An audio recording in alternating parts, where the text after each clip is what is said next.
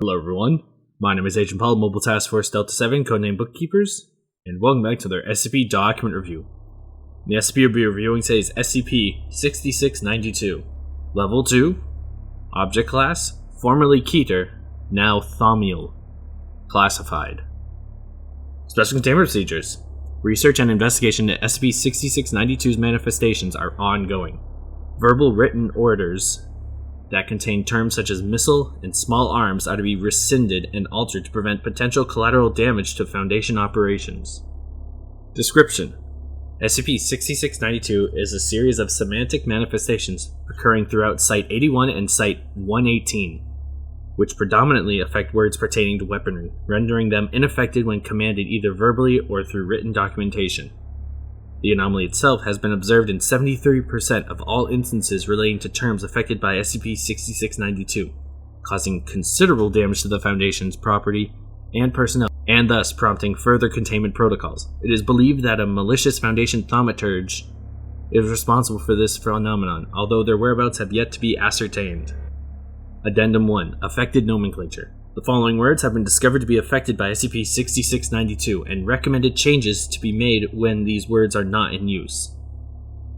And here we have a table with the affected word, the recommended changes, and the description. Affected word: Miss-ile. Recommended change: arm projectile, or hit-ile.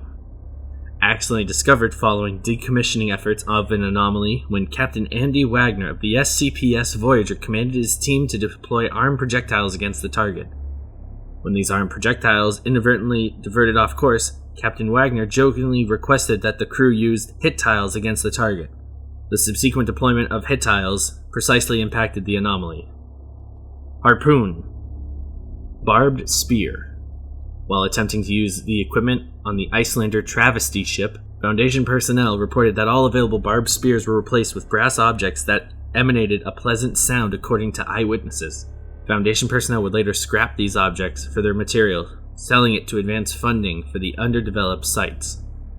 Heavy weapons. Crew-served weapons became impossible to operate due to their increased weight. Small arms. Portable guns. Ordered by MTF Epsilon 35.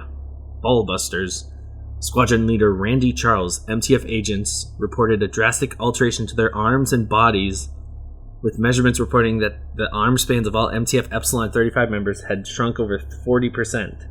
X-ray scanning indicated that the muscular and bone structure of these MTF members had strengthened immensely. This process is currently being used as a physical enhancement for MTF members. Assault. Aggravated attack. During an aggravated attack amongst researcher Devin Collins and Daniel Ashenworth, researcher Collins was suddenly stripped of all clothing and displaced with a single grain of salt recovered from his home.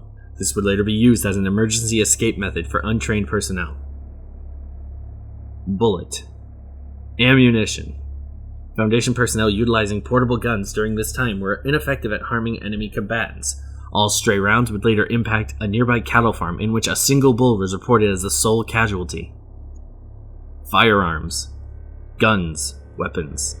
Foundation Weapon Specialist J.A. Lee Ted's arms were officially posted to the master list of employees and subsequently removed. Standard severance pay was administered to both arms for their service.